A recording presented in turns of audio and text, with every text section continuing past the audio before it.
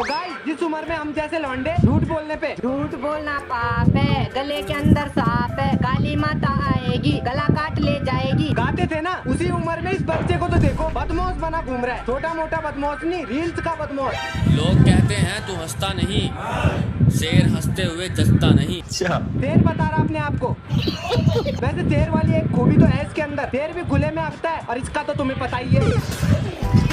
एक नंबर हो या 2 नंबर, हम जो करेंगे खुलेआम करेंगे। एक नंबर हो या 2 नंबर, हम जो करेंगे खुलेआम करेंगे। अबे भाई मजाक कर रहा था यार मैं, तू सही में मत हक दियो यार।